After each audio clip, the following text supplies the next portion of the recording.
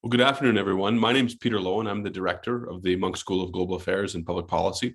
And it's my great pleasure today to welcome you to this online event in partnership with Ipsos and with Sciences Po in our Munk Ipsos Sciences Po data series event. Today's event is about culture wars, how countries perceive divisions between themselves. And we've got a great cast of contributors from both Ipsos, Sciences Po, and the Munk School to walk us through this conversation. Before we begin, I do want to acknowledge that the land on which the University of Toronto operates has for thousands of years been the traditional home of the Seneca, the Huron-Wendat, and most recently the Mississaugas of the Credit. And we're thankful to be able to continue to live and thrive and work on this land and all across Turtle Island. Today's event is a chance for us to reflect on what issues are dividing some of the countries across the world, how citizens are perceiving those differences between themselves and between within their countries, and maybe to do some forward-looking thinking about how we can start to overcome some of these cultural divides, if such a thing is in fact possible. To do that, we've got a great group joining us today. Kelly Beaver is the CEO of Ipsos in the UK and in Ireland, an expert on public opinion, and a person who's going to very ably give us a presentation and kind of kick off our conversation about culture wars.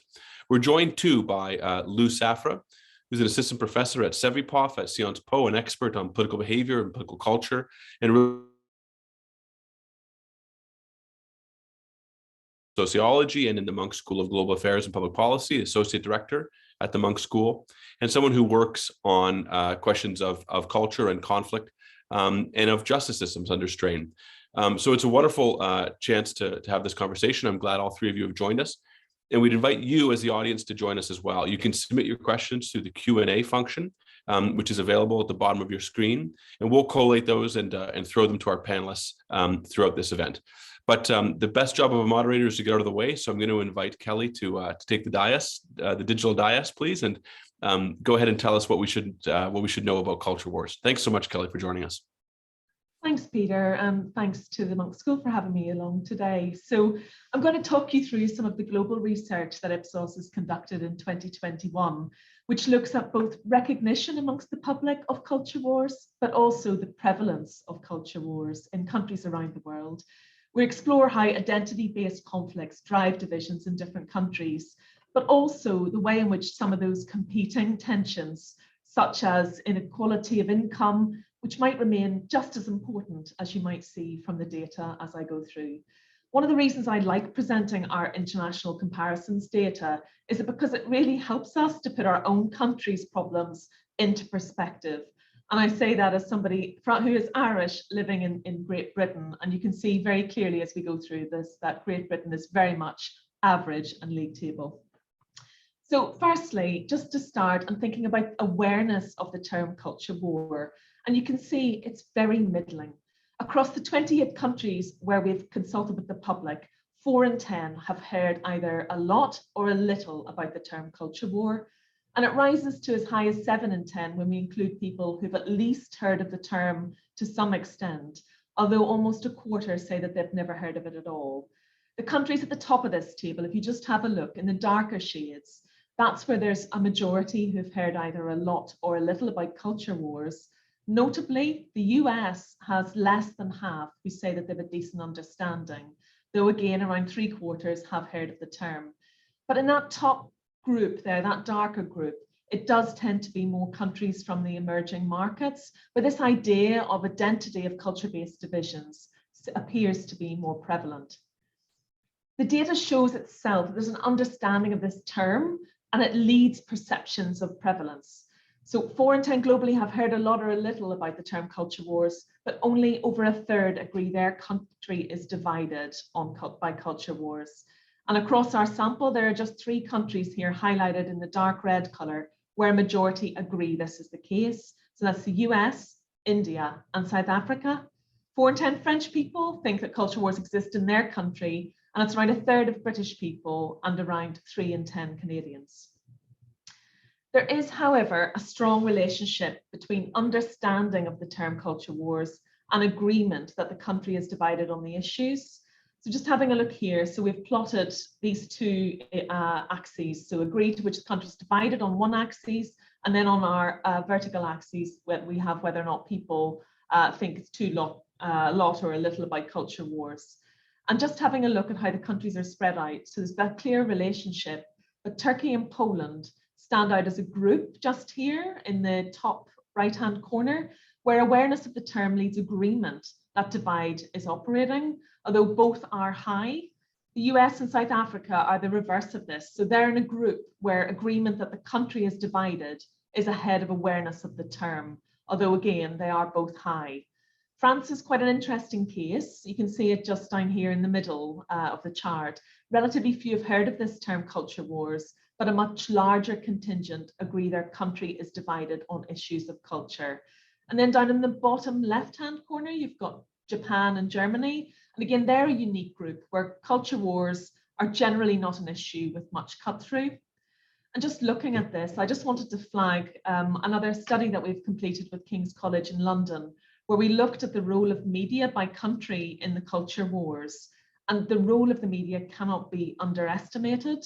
When we looked at both the amount of media coverage in the US and the UK, and also the sentiment of that coverage, you could see very highly a correlation between the understanding and the agreement that the countries are divided. The US is by far ahead of the UK in terms of both the media coverage, but it is certainly the UK is following in a path at the minute.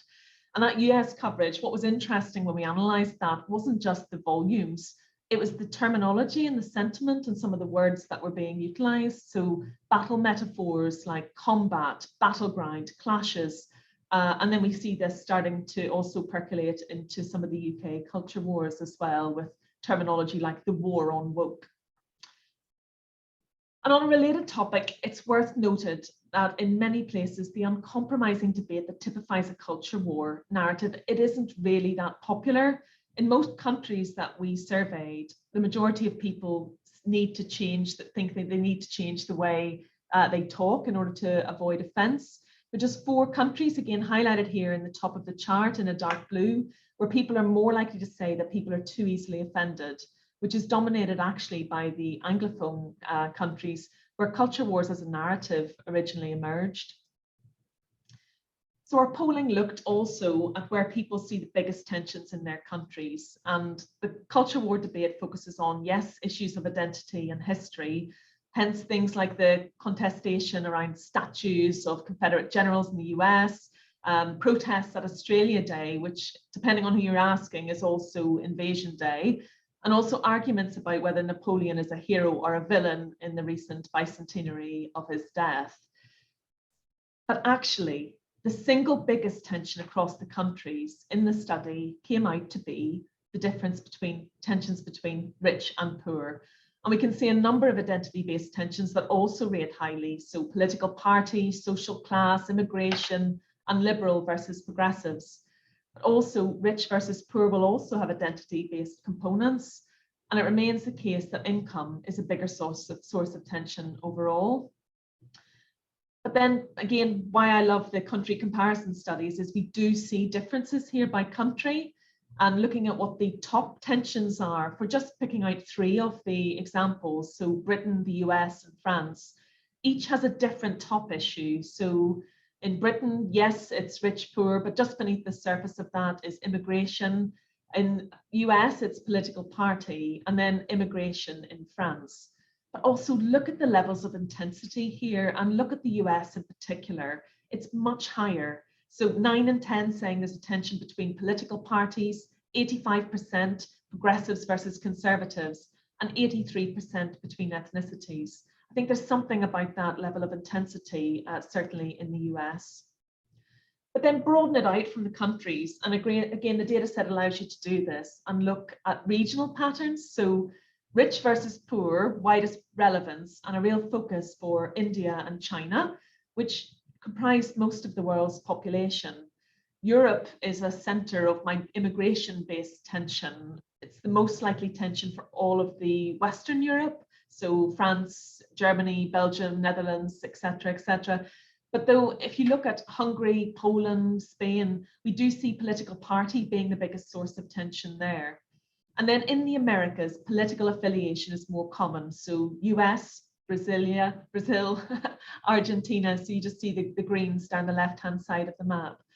But it's also worth noting Saudi Arabia sees tensions between progressives and conservatives as the biggest source of tension, which is related to MBS's reforms of the system. But it's also quite a handy reminder that what constitutes progressives varies markedly by country. So in the Kingdom of Saudi Arabia, progressives, somebody who thinks women are allowed to drive and should be allowed to drive.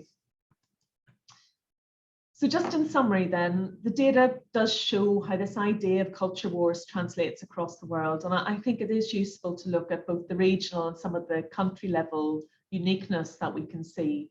But it does show this idea of culture wars does have a currency in many countries, though perhaps less than you might expect in some of the English speaking world.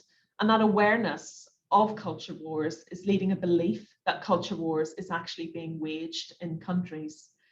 It does also show that for most countries, the idea of an aggressive debate on culture war is a turn-off to the populations. And outside of the Anglosphere, there are relatively few countries where a majority agree people are too easily offended by what others say. And then finally, although culture wars are typically defined as identity-based politics or conflicts, we see more traditional conflicts and tensions around income are at least as important for many around the world. For instance, in some of those really highly populated parts of the world, like India and China. Thank you. Thanks very much, Kelly. Lou, I'm going to ask you to weigh in here. You're a scholar who is uniquely interested in not only political behavior, but also its kind of deep evolutionary and cultural roots. So can you give us some of your reactions to what you're hearing here about culture wars? Yes, well, thank you for the presentation. That was very interesting. Well, I think that it completely relates to what we call coalitional psychology, the idea that actually human psychology notably reason in terms of groups and groups for cooperation. And so there are a lot of experiments in psychology showing how fast people actually integrate new groups and like how easily you can create between group discrimination. So basically all this idea of like competing identity relates to this. One thing that I think is also related is this idea of sense of fairness and this question of how important perception of equality and inequalities are for human beings.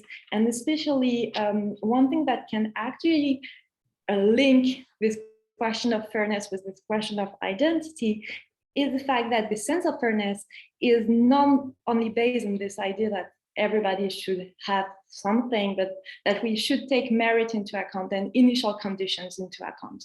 And people may differ in what they perceive as initial conditions. So for instance, what has been shown is that people can justify inequalities if they perceive these inequalities as being well, the result of some extra work or some extra merit. So that can actually create a clash between people thinking that identities are associated with a discrimination and people who think that actually people are treated equally. And so these inequalities are not the result of like systematic discrimination. The last thing that can relate also to this idea is for the specific case of France, in which we have this discrepancy between the awareness of the word culture wars and the fact that people think that it is important, well, an important driver of differences in their country. Is this question of how coalition actually advertise themselves for gaining support, and the idea that coalition can gain support if they have supporters for investing in cooperation within these coalitions. And in the specific case of France, we can see a discrepancy between the coalition advertising themselves for acquiring support and also the creation by other individuals highlighting the boundaries between coalitions. And this idea that actually this question of wokeism that we talk about in France is mostly advertised by people from the right rather than from people from the left.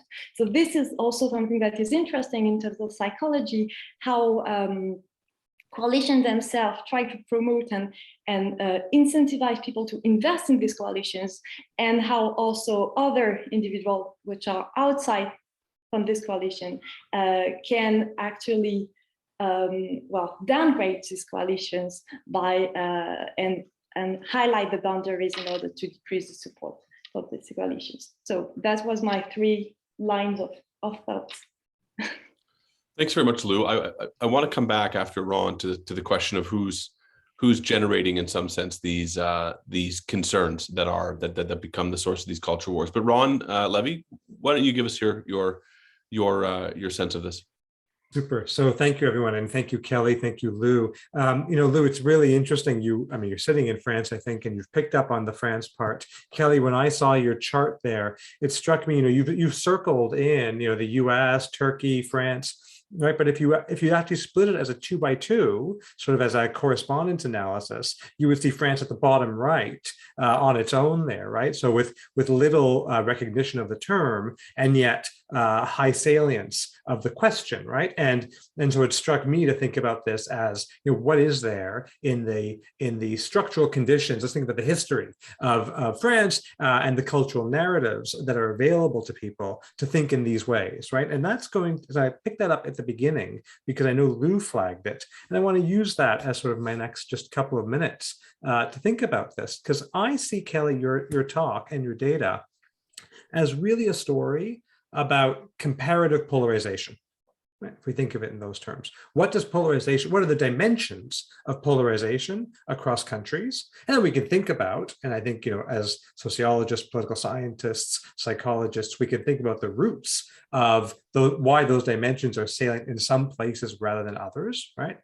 But what I want to pick up on in thinking about it as polarization is that you've presented at minimum 2 types, two broad types. One is a kind of material polarization, right? It's divides between the rich and the poor. And the other I'll call a kind of symbolic polarization, right? And I guess I want to resist a bit the idea that they're distinct, or that one can be easily distinguished from the other, right? If instead we can think with our left hand and our right hand at once, it's probably the wrong metaphor, but if we use both hands at once, we can start to see that somehow, yes, there's material inequality, and that is also driving the scripts people rely on to make sense of that inequality. Right. And so we see this in Trumpism, right? 2021, right? So we see this in Trumpism. We see this to some extent in Brexit. I don't like the term populism. I think it's hard to define, but we see this in other places that we characterize as populist, right? And so if we start to think about them as connected, then all of a sudden your image of our collective memories, right, of statues, of recognition, right, all of this starts to feed in, right? How will people who feel economically disadvantaged as unequal start to blame others, right? How will those boundary conditions between groups start to be formed, right? And how will, maybe ironically, or maybe opposite on opposite, if you think of it in those terms, groups that then call for a sense of greater recognition take down that statue, right? That the call for recognition fuels others. Lou mentioned it's the right that brings up wokeism in France. How do calls for recognition fuel the other quote unquote side to perceive a cultural division? Right. So in a way, Kelly, are the data maybe telling us these are places where people are seeking recognition, and thus others are seeing it as kind of the fraying of a fabric or as greater polarization. Peter, I can talk for a long time. I'm happy to stop here and take questions on that. Well, let's use that as a jumping off point, because in some ways, all three of you have touched on it. Now, Kelly, if we go, we don't have to put it up, but if we go back to your slide that looks at where people think the divides are, it is true that the divide between the rich and the poor, as a question phrases it, is not number 1 in every 3 countries that you looked at, the US, UK, and France, but it is over 70% in all of them. It clearly is the one that keeps popping up. In the American literature, there is this argument, right, that in large part the concern over culture and status and symbols literally over statues in the United States, in large part stands in for or replaces people's concerns about economic inequality. And that's been difficult for the Democratic Party to wrap its head around, right? That people would not care about economic inequality, but instead would care about the non-material things of relative status in society, right? Or the place of race or culture and history. So I'm wondering whether you think that these culture wars all have a common root in the growing inequality between the rich and the poor that we more or less see globally in developed countries. We more or less see it globally in developed countries over the last 30 years, or do you think that there is actually a local cause to these incidents of culture war in all these places? I'll go to you, Kelly, first, but Ron Sure, and Lou, I'd love to hear your so views on this as well. I was out for lunch with somebody before this, and we were debating this exact topic because the economic side of the arguments for tensions, there's a whole chain of thought that, as you've just explained, that does drive it. But what we see is there are a couple of top issues. So one of the questions in the chat at the minute is around religion in India. Being from Northern Ireland, there was also religion as a cultural tension and identity tension.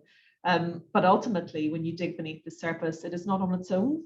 It is there with something quite fundamental, which does tend to involve income. Income, rich, poor as a core topic. So it is often in the top set, but not on its own. There's something else alongside it.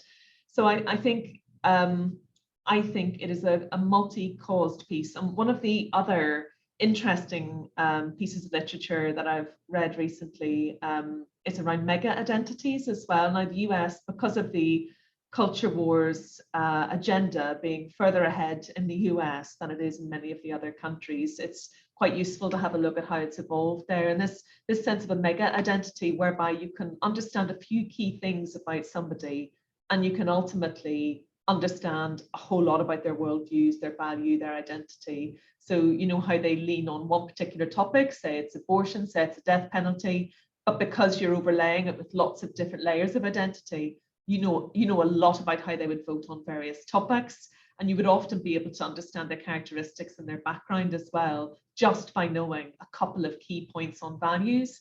And that becomes quite scary, where we start to stereotype people because of some of their core value sets. But I'll let others.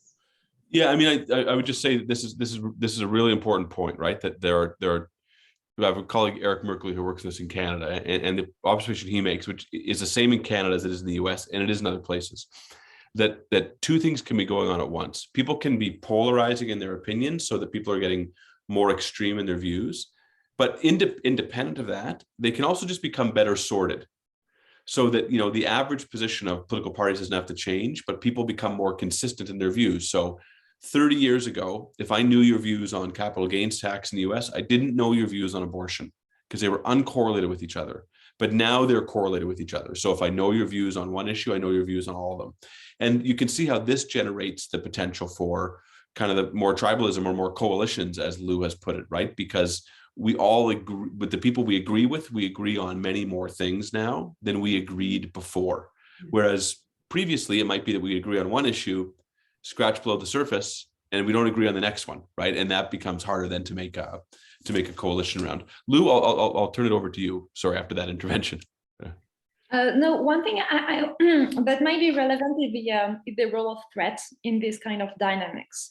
We know that actually people tend to have more in-group favoritism and out-group discrimination when they're and specifically out-group discrimination when they're in a threatening situation, and they tend to conform more to the other group members, to display more the values they perceive in their as typical of their group. So that may actually also in a way explain a little bit this dynamics, the fact that actually with an increase of economic threats and so on, people tend to match more what they perceive as the attitudes of their group, and so increase the polarization within the society. Like that. Ron? So I think this is great. I think I'm speaking to your question, Peter. So I would push back a bit, actually, on this idea that it's our individual preferences that aren't relationally driven. right? So I actually think, and I think Kelly insinuated this in her talk, right, that it's the context matters because it's my reaction to other people's claims for inclusion that also produces polarization. So it's not just that X number of people have one view, Y number of people have another view, and they're polarized. It's in fact, I'm watching others with views that I don't agree with, and they're asserting those views, and that potentially produces this sort of polarization. So this relational dynamic is a little bit what I'm trying to harp on, or the drum I'm trying to beat. The other thing I'd say, and maybe it's attached to this, comes to Kelly's piece. And Kelly, you might have these data, you must have these data. So I'd be really interested in measuring the degree of what Kelly and Ipsos you're calling culture. I think culture is standing in for a lot of things here. I think there's a question about that in the chat. But whether we can measure people's sense of polarization, sense of inclusion, sense, right, this sort of thing, as sort of, well, let's think of it as their sense of recognition in a society, right? This society recognizes people like me. We can map that as against financial or economic inequality, right? And so if we think about inequality comparatively as a gradient, we know where in some places there's more economic inequality than others. Can we think about inclusion as a gradient? Can we think about places where there's more inclusive narrative, where there's poor English, where there's a wider array or richer inclusive narratives available for people to feel inside the camp versus outside? And maybe they map, maybe they don't, but hopefully Ipsos has a new project. Yeah, we'll come back and cover that one, Ron, shall we? It's a big one for sure. We've got some great questions in the chat. Let me turn to these because they're going to spur some more thinking here. We have one here from, we'll go inside first. We got one from Daryl Bricker, who asks, he says, the fundamental division in the world since the Industrial Revolution has been class. How does class fit into modern social conflict? Has the working class been abandoned by both the left and the right? Ron, you want to go first on that one?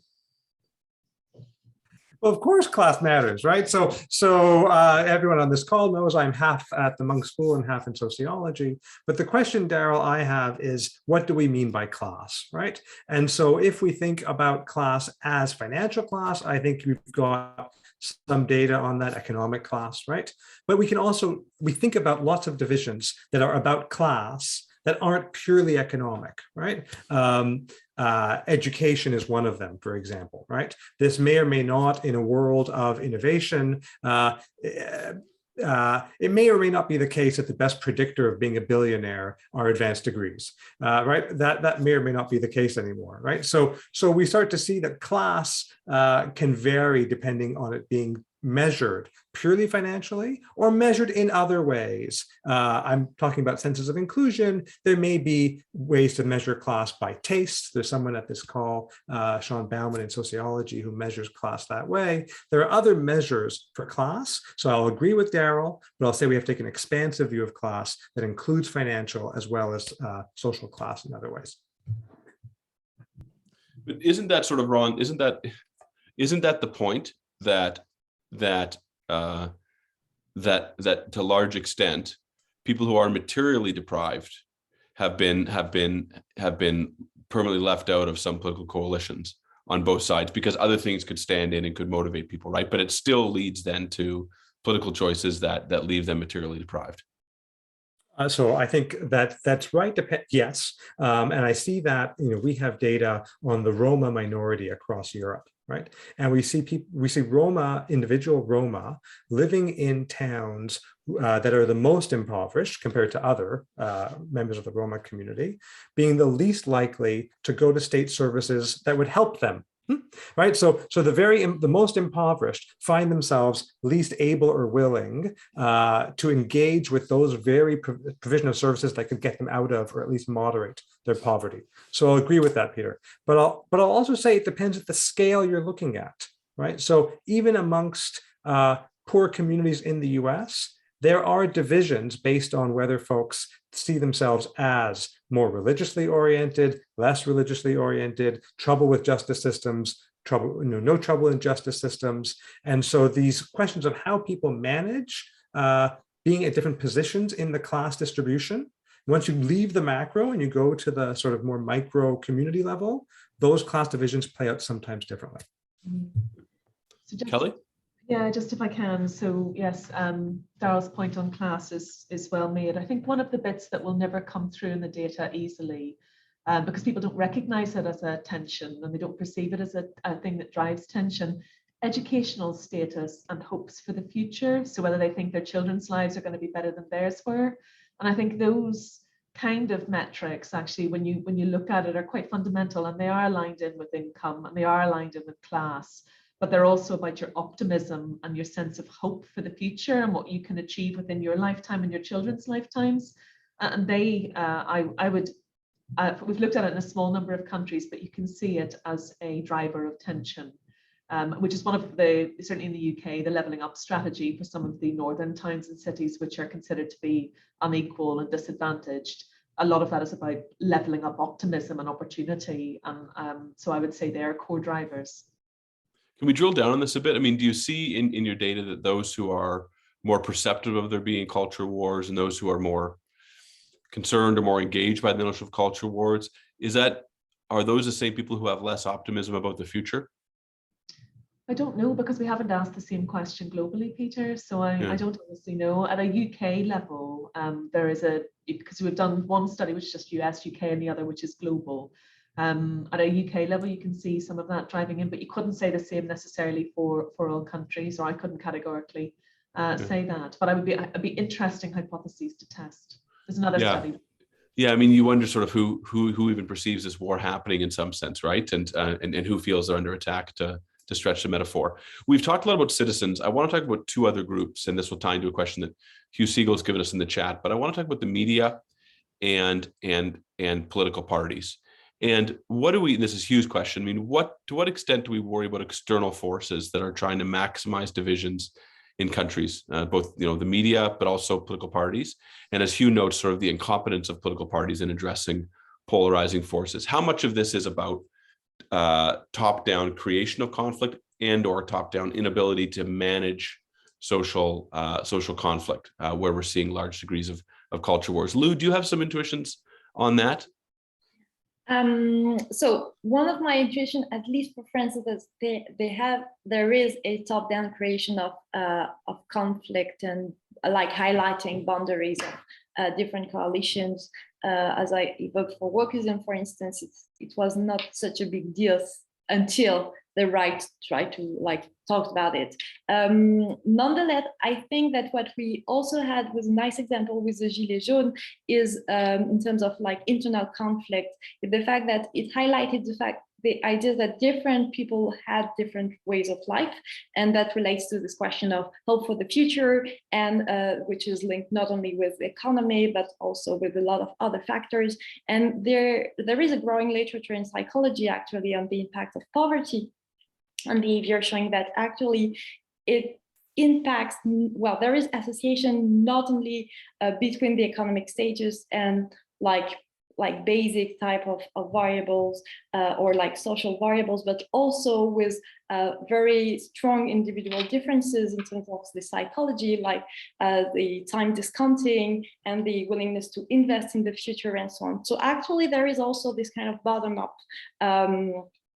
issue and creation of conflict because of discrepancies and differences in the psychology of different classes or different groups of people from the political elites who have grown up mostly in a very wealthy environment and are very future oriented and so on, and more economically deprived people who actually have a different psychology. And we saw with the Gilets jaunes issue the fact that actually the discussion between these two groups was almost impossible because they didn't talk the same language, and once didn't see the issue with the actual ways of society was organized and the issue that the other group was highlighting. So I think there is both this kind of top-down and bottom-up creation of conflict in the country. Yeah, I think that that last point in particular, Lou, from my perspective, draws out a lot of what we're hearing here, right? That when we use language for people being left behind or people being left out, that's common language to describe groups in politics. Mhm. When you talk about culture wars, it's kind of it's a bit difficult to imagine who's left out. But if you think about this as conflict over inclusion or conflict over recognition, which I think was largely Ron's opening points, you start to see that a lot of this conflict is about who the country is going to be about, right? And who's going to be recognized and who's going to be included in senses of who's a part of the national culture in some sense, right? Or who's a part of that imagination. It's why you have all the conflict in Europe being over, as Kelly points out, being over immigration, right, rather than over economic issues. Ron, I want to get your sense. Do you have a sense that that there's something global going on, or is this just a bunch of localized things that all sort of look the same, but they come from the bottom up, or is there genuinely a global conflict over culture occurring? So I don't have a good answer to this. Frankly, you've stumped me. But and I apologize if you hear a dog bark. My sense of these things is that even when they're global, they're nationally structured. Sorry about the dog. And so they'll be global and nationally structured at once when they are global. So this is Lou's point about the Gilets jaunes, right? The Gilets jaunes might be tapping into a kind of global question or it may be made sense of through a global question or a global set of narratives. But in fact, the concerns of the Gilets jaunes are also profoundly local, and what it means to have a march in Paris builds in lots of cultural histories about other marches in Paris, right? So in that sense, I think they're structured nationally. But one thing I will say, I just want to pick up on Lou's point, which I think also speaks to this global national dimension, Peter. Lou is talking about psychology, and I'm already very keen to work with Lou on something if she's willing. But it seems to me one can't forget that this question of orientation to the future is not only a question of what people have available to them, but it's itself, I think, as Lou said, frankly, I don't think I'm adding anything new.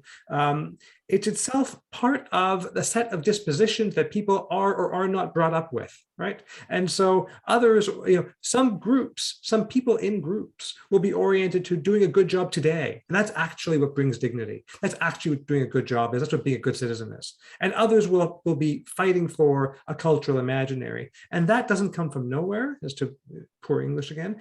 It doesn't come from nowhere. That comes from somewhere. And that comes from social class, as Daryl said, and also upbringings that are about positions of groups in societies over long periods of time. Can I add something, Peter? Please, Kelly. Yeah. That question's really interesting because we did see a particular identity piece transcend and move from America quite quickly to the UK over the last few years, which was the Black Lives Matter as an identity and a value piece, which was taken up in the UK. And similarly to what I spoke about earlier with the mega identities piece, you could see very clearly coming through in our data that that culture war was moving across, and it was almost flexing itself on top of the Brexit identities. And you could see that those who voted to stay in the EU were more likely to be in tune with the narrative from Black Lives Matter and supportive of Black Lives Matter. And those who would be voting to exit the EU were the other side of that debate. They were the All Lives Matter piece. They were not necessarily as endorsing of some of the Black Lives Matter values, the sentiment, the identity. And so that was probably not the first time, but one of the times I've saw it happen so dominantly, where something has moved from one country to another, same issue, people marching on the streets, and it was a sense of identity piece, and it was a cultural piece. But it found a way of transposing itself onto the existing identities in the host country. It was quite interesting to watch it play out in our data. Yeah, so this is, I think it's a very astute point about political entrepreneurship, right? About seeing something that would work in one place and working in another. And it works not because it's trivial, but because it's very important. In some ways, it seems to me that the right has been doing that for longer, right? And if you look at these long-term successful populist politicians who are trying to really get engaged in the culture wars, whether you go from Orban to Trump to Farage to the flavor of the month in France. You have politicians who are engaging in the same rhetoric in large part, distrust about the system, distrust about political elites, right?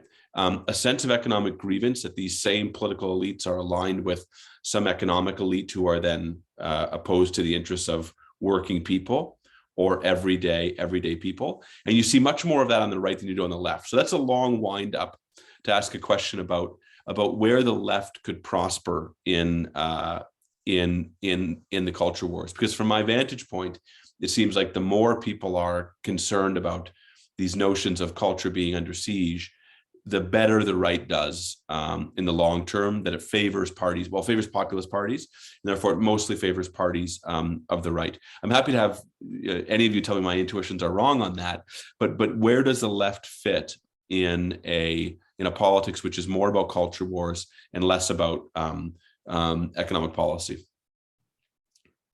What's your sense, Kelly? It's a really tricky question, Peter. I think you are correct, and the right does prosper, or has benefited in some of the major countries where culture wars have been prevalent over the last 5 to 7 years. The challenge is, of course, that the kind of things that we would need somebody to promote to alleviate some of the polarization that we are seeing very dominantly in the US and in other countries to a smaller degree, but certainly has potential to rise.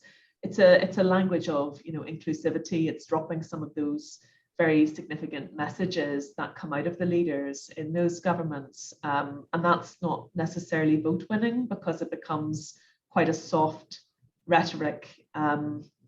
So I think the left are struggling. The left will struggle to create momentum, and the economic policies, what we've seen with some of these far sort of centre right and further right parties is that they have also leaned left on the economy, which leaves very little space for a left party to win on culture or to win on the economy, because a lot of those more socialist policies are certainly being adopted by the sort of centre right parties as well. So I think the left are struggling. I don't have a magic bullet for you about how they can gain ground. But perhaps Ron or Lou do. Yeah, Lou, what's your sense? I mean, in France is the case study for this in some sense, isn't it? Yeah. So, well, I unfortunately don't know how the situation could improve for the left parties. I think that indeed we see that there are like a lot of the cultural ideology, like soft left cultural ideology that are present in party from the right, and so, well, it seems that there is now debate on like this idea of wokeism that is also like ethnic discrimination and so on that appear in France. That was not a topic before. So I think like there is a lot of issue there, and like the idea. Well, one of the key things I see is that these questions are mainly discussed by the right about the left rather by the left themselves. So there is this discrepancy between the kind of cultures that is supposed to be advocated by the left parties and what they actually do. So there is some kind of top-down and competition, political competition that we see on that sense, but I have no solution for this terrible situation. Ron, we're 0 for 2 on how the left can prosper. Do you have any ideas? It's not the purpose of the call, but to be a little more serious about it. Do you have a sense about whether rising culture wars, if they are rising, advantage one side of the political spectrum more than the other? So I think you're right. I think my point about it being relational, Peter, lends credence to your argument that this will that the right gains when the left gains, ironically, right? So you win by losing or you lose by winning, but because of the sort of it's a reaction formation to that, right? And I get that. I wonder if part of this, so I'll just caution that not all populism comes from the right. So there's a populism of the left. We have to be careful about being too presentist about that. And the other piece I'll say, coming to Kelly's point, and there's a point to this about Black Lives Matter, is it's interesting in the Israeli context, when Black Lives Matter moved to the Israeli context, this was taken up by Ethiopian immigrants to Israel, Black Ethiopian immigrants to Israel, who took over the Ayalon Highway with Israeli flags, protesting police action. And that's a very different cultural narrative than, say, kneeling or right, or refusing to kneel at sporting events, right? So the relationship of these social movements to how one argues that that you're making change will have a national inflection. And maybe this comes to your point, Peter, about the left, which is that the question isn't just who prospers, but who takes up the mantle of being the authentic citizen, or the authentic way of doing things, the authentic French Republican, right? And who's competing over that, right? As Macron has not cornered that market by any means, right? If anything, the authentic French Republican has been oscillating between the National Front and the socialist parties, right? So in that sense, the question of who takes up the mantle of authenticity, to me, is the question of who wins. And that's where lots of populism comes from, both from the right and from the left. Yeah, it seems to me that's please, Kelly, go. Spend forever on this question, Peter. No, this is good. I had a thought, and I don't know why I didn't think of it earlier, but one of the challenges that if it's a governing party which has won because of, as Ron has rightly said, because they have won populist votes either side, left, right, and they were leaning particularly right on culture. One of the challenges that the current UK government, this is why I'm annoyed I didn't think of it, is facing, is that irrespective of how well they fit with the public's agenda on culture or on the economy, competence of delivery starts to trump all things. And so a left party, which isn't too extreme to the other end on the culture spectrum, but fairly moderate, fairly moderate in the middle, but could demonstrate competency, whilst another party is directly failing to deliver competency. It's all relative, could be viable, but it's very thin. Yeah, no, I mean, it's a path for sure, right? And it seems to me that the challenge in all of this, and there's we have a colleague named Maya Tudor at Oxford who's been doing work on kind of what she calls inclusive nationalism and how it helps with democratization. But the challenge is that articulating a common culture to which most people can, in which most people can find themselves and find some pride and some common purpose, is a very effective political tool. It's a very effective way to rally people to pro-social action. So if you look at what happened in the first months after COVID, for example, people's senses of patriotism went up, right? Because they saw that they were able to help fellow citizens. It's a very inclusive notion of nationalism. But being proud of your country and being patriotic in many ways runs counter to some of the better impulses of the left, which is to say that all countries are equal and all people are the same, and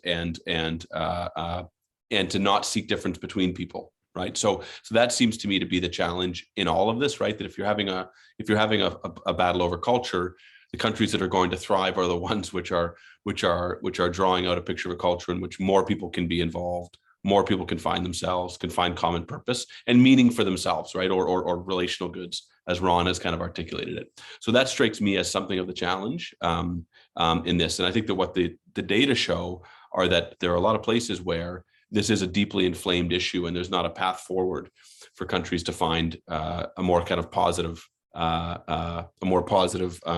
inclusive sense of culture where more people can be engaged rather than less. I want to just give each of you a chance for closing comments. So what I might just say, because I think it's good to round these things out on a bit of a concluding note, is Kelly, can you tell us what's the most, not necessarily a happy note, but a concluding note, what's the most worrying thing you see in these data, but what's the most hopeful thing that you see in these data about culture wars? The most worrying thing is probably the pathways. You can see from the chart I showed, I think Ron alluded to it as well, that some countries are on a trajectory for raise heightened awareness, heightened feeling of prevalence, heightened tension, heightened polarization, and you can see that with the the US, South Africa out on the far right-hand side of that chart. That's not a brilliant place that you want to be on, so that's concerning. The positive is that they're not all there yet, and actually there are opportunities that can be taken to help alleviate some of that tension and pave the way for less polarization. And leadership language really matters in that. The media's role really matters in that. And then really important for government to build those inclusivity opportunities that I think Ron talked about a little bit, Lou as well, just opportunities for those who are at alternative ends of that spectrum to come together and to realize that they're human, they've more in common. And there's a great group in the UK, and I think it's across Europe actually, called More in Common. And part of that think tanks group work is to make sure they bring people from opposite sides of tensions like this together. Thank you. Lou.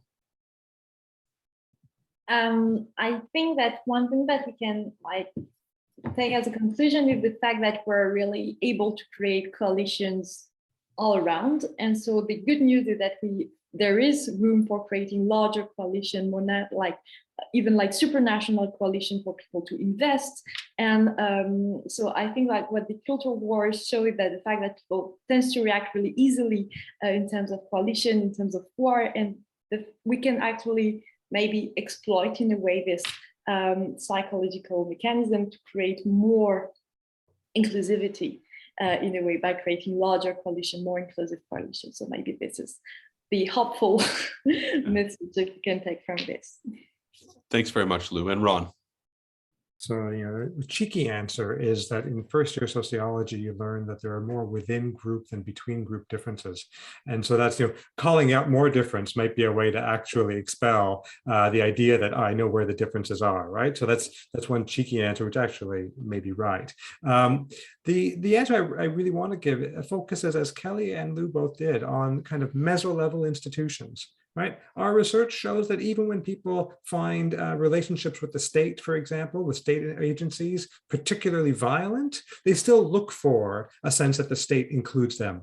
They still look for a sense of recognition. This helps explain why people in disadvantaged communities where police have been found to be violent continue to call the police for help and support. They're looking for a sense of recognition, of inclusion. We belong. We also deserve to be policed. And if we take that insight, I think what Kelly and Lou are both saying is right there, right? That's where inclusivity happens. The state still matters, state institutions matter, and people want attachment to it. I want to thank all three of our panelists, Kelly, Beaver, Ron Levy, and Lou Safra for joining us from London, Toronto, and Paris. And thanks to all of you who tuned into this event, which of course comes in partnership between the Munk School, Ipsos, and Sciences Po. So I wish you all a very good afternoon, and thank you very much for joining us.